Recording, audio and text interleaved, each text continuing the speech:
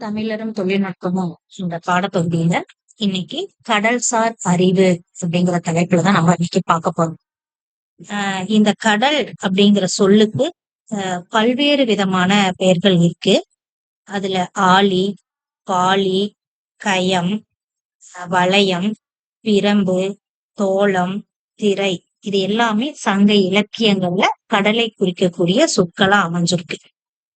கடல் அப்படிங்கிறது வெறும் மீன் பிடிக்கிறதுக்கு மட்டும் அல்லாம வணிகம் செய்யறதுக்காகவும், கனிம வளங்களை தேடுறது, எண்ணெய் வளங்களை கண்டறிதல், தட்பவெப்பநிலை மாற்றங்களை அறிதல், கடல்ல இருக்கக்கூடிய சங்கு, முத்து, ஆழி இதெல்லாம்.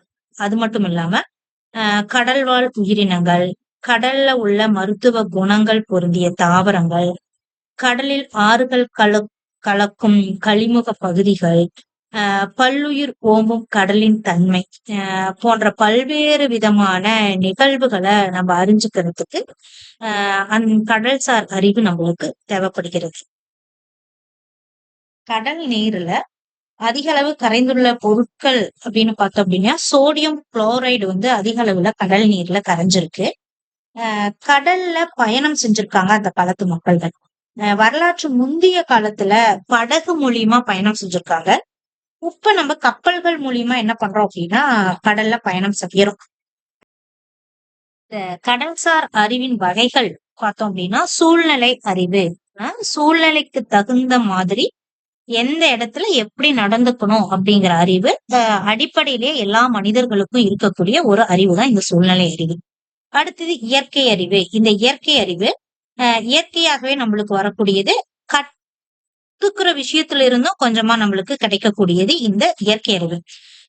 குழந்தை பிறந்த உடனே இந்த இயற்கை அறிவு இயல்பாகவே இருக்கும். அடுத்தது கல்வி அறிவு. கல்வி அறிவு அப்படின்னு கல்வியின் மூலமாக கற்பதன் மூலமாக நம்ம பெறக்கூடிய அறிவு. மெய்யறிவு அப்படிங்கிறது ஆன்மீகத்தின் மூலமா நம்மளுக்கு கிடைக்கக்கூடிய அறிவு இந்த மெய்யறிவு. கடல்சார் அறிவு மற்றும் தொழில்நுட்பம். இந்த கடல்சார் அறிவு தொழில்நுட்பத்துல முதல்ல நம்ம பார்க்க போறது அணுவை பற்றிய கருத்து. இந்த அணு அப்படிங்கிறது பல்லாயிரம் ஆண்டுகளுக்கு முன்பே தமிழர்கள் அணுவை பற்றியும் அணுக்கரு பிளப்பு பற்றியும் அறிந்திருக்கின்றனர். ஔவையாருடைய பாடல்கள்ல பார்த்தோம் அப்படின்னா அணுவை பிளந்து ஏழ் கடலை புகட்டி குறுக தெரிந்த குரல் அப்படின்னு ஔவையார் சொல்லியிருக்காங்க. அடுத்தது மழை பொழியும் முறை. மழை பொழியறது அப்படிங்கிறது நீர் ஆவியாகி மேகமா போய் அதுக்கப்புறம் முகிலா மாறி என்ன பண்ணுது, நம்மளுக்கு மழையை தருது. இந்த மழை பொழியக்கூடிய முறைய சங்க இலக்கிய பாடல்களா இருக்கக்கூடிய பரிபாடல்ல சொல்லியிருக்காங்க. நிறைக்கடல் முகந்துராய் அப்படிங்கிற லைன் வருது. இது என்ன அப்படின்னா மழை எப்படி பொழியுது அப்படிங்கிறது. அடுத்தது காற்று மாசுபாடு. காற்று மாசுபாடை தடுக்கிறதுக்கு சாலையில பார்த்தோம் அப்படின்னா இருபுறங்கள்ல மரங்கள் நட்டுருக்காங்க. அது மட்டும் குடியிருப்பு பகுதிகள்ல சுற்றிலும் வேலிகள் அமைத்து காற்றை மாசுபடுத்துறதுக்கு கட்டுப்படுத்துறாங்க. அடுத்தது ஒளி மாசுபாடு. இந்த ஒளி மாசுபாடு அப்படிங்கிறது சங்க இலக்கியங்கள்ல போருக்கு தலைவன் போயிருக்கான். போர் முடிஞ்சு தலைவியை காண வர்றப்ப காட்டு பகுதியில வந்திருக்கா. அந்த காடுகள்ல இருக்கக்கூடிய மலர்கள்ல வண்டுகள் தேனை உண்டுகிட்டு இருக்கு. அப்படி தேனை உண்டுட்டு இருக்கக்கூடிய வண்டுகள்ல தலைவன் தேர்ல வந்துகிட்டு இருக்கான். தேர்ல வர்றப்ப குதிரையோடைய கால் சத்தங்களும் மணியை எழுப்பக்கூடிய ஒலிகளும் அதனுடைய தேன் உண்ணக்கூடிய செயலுக்கு இடையூறு ஏற்படுத்தும் அப்படிங்கறதுனால அது ஒலி எழுப்பாத மாதிரி அரசன் வந்துட்டு இருக்கான். இதுதான் என்ன அப்படின்னா இந்த ஒலி மாசுபாட்டை கட்டுப்படுத்த சங்க இலக்கியங்கள்ல அரசன் செஞ்சிருக்கக்கூடிய செயல்களாக நம்ம அறியறோம். அடுத்தது குழந்தை பிறப்பின் ரகசியம். ஒரு குழந்தை எப்ப பிறக்கும் அப்படிங்கறது பார்த்தோம் அப்படின்னா அந்த குழந்தை பிறப்பின் ரகசியத்துல சொல்லியிருக்காங்க. ஒரு மருத்துவ படிப்பு இல்ல எதுவும் இல்லாத காலத்துல சித்த மருத்துவத்தையும் வைத்தியத்தையும் நம்பி மட்டுமே இந்த குழந்தை பிறப்பின் ரகசியத்தை சொல்லியிருக்காங்க. திருமூலருடைய திருமந்திரத்துல மாதா உத்திரம் அப்படிங்கிற லைன்ல பார்த்தோம் அப்படின்னா அந்த குழந்தை பிறப்பின் ரகசியங்கள் நம்மளுக்கு கிடைச்சிருக்கு.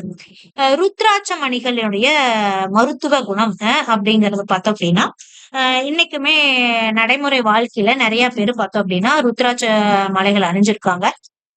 ரீசன் கேட்டோம் அப்படின்னா உடல் நோயை தீர்க்கும், பாசிட்டிவ் திங்கிங் வரும், பாசிட்டிவ் எனர்ஜி இந்த மாதிரி எல்லாம் சொல்லியிருக்கோம். ஆனா இந்த ருத்ராட்ச மாலைகள் அணிவதன் பல்வேறு விதமான நோய்களை நம்மளுக்கு தீர்க்குது அப்படின்னு வந்து இதுல சொல்லியிருக்காங்க. அடுத்தது வானூர்தி, ஆகாய விமானம். வளவன் ஏவா வானூர்தி அப்படின்னு வந்து ஒரு சங்க இலக்கிய லைன் வருது. வளவன் அப்படிங்கிறது எந்த ஒரு உதவியும் இல்லாமல் அந்த வானூர்தி தானா என்ன பண்ணும் அப்படின்னா ஆகாயத்துல இயங்கக்கூடியது அப்படின்னு வந்து சொல்லியிருப்பாங்க. புறநானூற்று வரிகள்ல வளவன் ஏவா வானூர்தி அப்படின்னு வந்து சொல்லியிருப்பாங்க. ஆஹ் நன்றி.